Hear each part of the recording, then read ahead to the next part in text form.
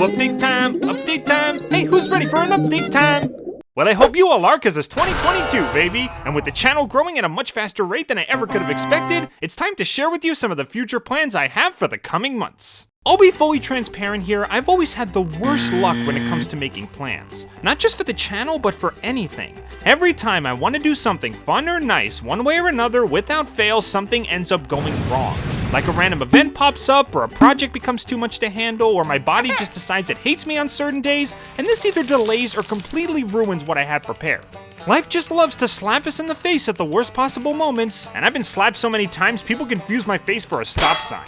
But I'm not gonna let that kind of thing deter me, cause this year, I am raring to go. My resolution is to be way more productive in my passions and pursuits, both online and IRL. I've been planning and organizing and formulating my yearly goals for a while now. Timeframes, achievements, fail-safes, backup plans, the whole enchilada. And I'll be honest, I haven't been this hyped and hopeful for the future in a long time. 2020 was awful and 2021 was an improvement, but I've got a really good feeling about 2022. Look at that nice, sleek, even number. Look at those consummate 2s. This year is gonna be awesome, I can feel it.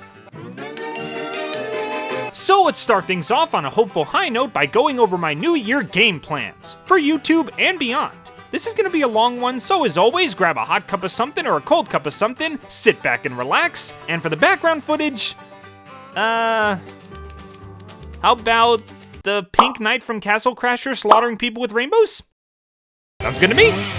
Let's begin with the reason you're all here, good old Tubi. For my YouTube channel, I've decided that I'm finally gonna try and put myself on a schedule. A schedule that I definitely think is manageable, and this involves putting out at least one video a week.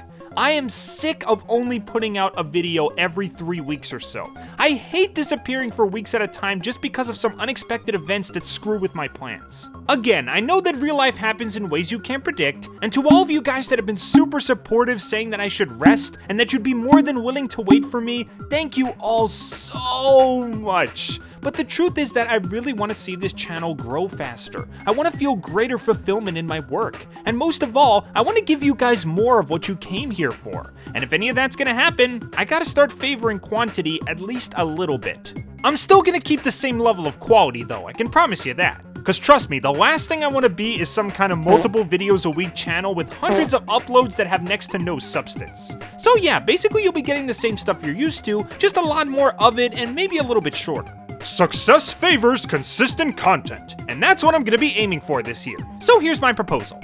Unless stated otherwise, I will be putting up one quick video a week with longer, more detailed videos every 2 to 3 weeks. Quick videos will include things such as theory videos. Everyone here knows that I like to go pretty nuts with my theories, basically creating my own series Bibles at certain points, but I have been trying to scale back a little bit, and so far, it's been pretty successful. You know those 2 Pibby theories that y'all like so much? I banged those out in 1 week each. Scripting, acting, editing, everything. And I definitely plan to make more like them. Single episode reviews. Self-explanatory, just reviews of cartoon episodes that stand out in a unique way. Whether they're dark, creepy, funny, cringy, good, bad, disturbing, or stylized, pretty much anything goes. I can think of a lot of cartoons that give me plenty to work with for that idea. Adventure time. But I'm always open to suggestions. Who knows, maybe you'll point me towards a show that I'd want to binge later on.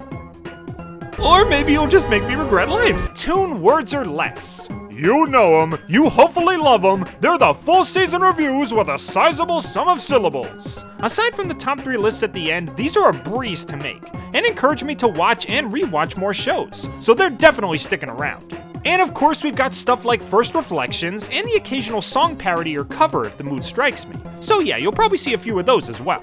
As for bigger videos, they will include, so I finally watched, probably one of my favorite video types to do. Just super detailed analyses of shows that I've never seen before, complete with behind the scenes research, tons of jokes, and my signature lateness. I always end up being tardy to the party with watching and playing stuff anyways, so might as well make it my trademark, right?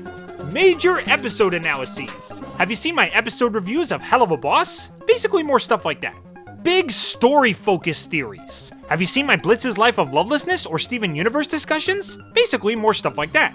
Videos discussing themes and ideas in my favorite animations. Have you seen my Book of Life video? Yeah, you get the idea, more stuff like that.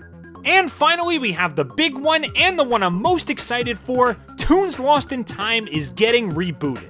I know I mentioned it many times before, but I really do want to get back to talking about those weird shows we barely remember, and seeing if they deserve to be brought back to the front of our minds. Some definitely do, some definitely don't, and it's my job to go deep into the few episodes that each of them got, research their history, and answer the question, should it be remembered?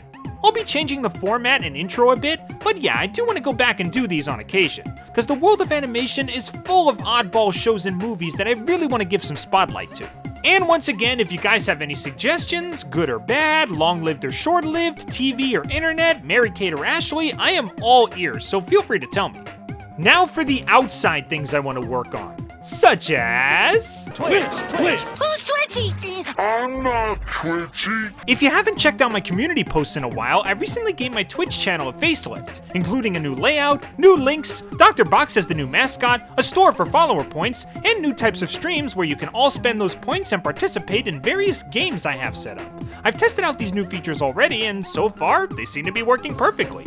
Pair that with some new streaming gear that I've saved up for, and my old Twitch channel has never looked sexier. My plan is to do streams on Wednesdays, Fridays, and Saturdays at around 7 to 8 o'clock Eastern Standard Time. I won't be streaming every week because Twitch is usually just a hangout spot for me and my friends, but keep in mind that whenever I'm not uploading to the main channel, this is typically when and where you'll find me. If you haven't followed me already, I'll leave a link to my channel, The Real Dr. Box, in the description below, and keep a close eye on my Twitter and YouTube community posts for extra reminders of when I be twitching.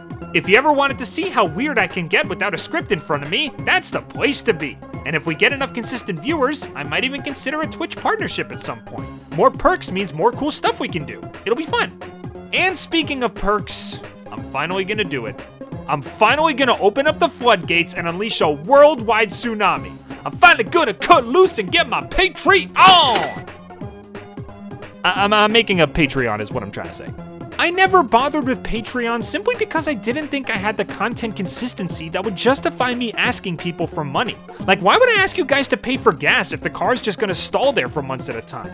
But now if I stick to this new schedule goal I've set for myself, I'll actually have the steady stream of content that I've been hoping to reach, and future donors can actually get their money's worth. So yeah, expect a separate video where I talk about Patreon perks and whatnot in the future, once I get everything finalized. I'm not gonna go super insane or anything, maybe we'll just start with $1 to $10 tiers at the beginning to see how things go. But I do promise that there will be stretch goals, bigger tiers, and Patreon exclusive content later on if this all goes well. It'll be completely optional, but every dollar would do a lot for the channel and for me, if you can spare it. But wait, I hear you shout behind tiny screens of glass. There's still one thing you have yet to update. What about your grossly outdated channel aesthetics? Your banner, your description, and your icon? They're not even accurate anymore. My channel covers way more shows nowadays. I'm no longer a two-trick pony. I'm not even a pony. I'm a box-sexual now. Shouldn't my channel better reflect all that? Well, you're in luck, because for the new year of Triple Twos, the channel's gonna have a whole new look, with an icon and banner that better fits the channel's vibes, and a more apt description of what we actually do here. The only thing that will not be changing is the name. The title Finnthepony has become so synonymous with my channel that I can't possibly change it at this point. And honestly, I wouldn't want to. I've gone by that name for years and it's become a part of who I am. So yeah, the channel may be getting a new haircut, but it's still gonna go by the same name it always has. Even if Finn and ponies aren't really the main focus anymore. That being said though, while these things may not be the focus, you're probably wondering if they'll ever show up on this channel again. Adventure Time is obvious since I've already mentioned it, but what about the other one? Tell us the truth, Finn. Have you revoked your brony status once and for all? Do you renounce your allegiance to Celestia, our god? Will ponies ever return? Fear not, my friends, for ponies shall return! If G5 ends up being good. I'll be honest, at the moment, I'm actually pretty hyped for G5. While the movie was a heaping helping of for the most part, the future promise it presents is super intriguing. There are so many questions that need answering. How did Equestria change in the way it did? Why and how did those crystals come to be? What became of Twilight and the main six? These are things I want to know, man. Heck, I'd have probably written a couple theories at this point if I wasn't already occupied with horny demons and preschool glitches. I'm very interested to see if this new series can give us some satisfying answers, as well as fix some of the hiccups that the pilot movie had. And if it ends up being good, then I'll probably add it to my weekly review schedule. It'll be just like old times with Finbits. Just don't expect an OC redesign or anything. While some fan art has proven that Finn could totally pull off the G5 look, I'm way too attached to the old style to bother with anything new. Look at this little guy. I wouldn't change him for the world. So yeah, that pretty much covers everything I plan to do this year. Not much else to say except that I hope I'll be able to stay true to my word. It's definitely going to be difficult, but I'm really going to try and retain a constant stream of content for you guys throughout the year.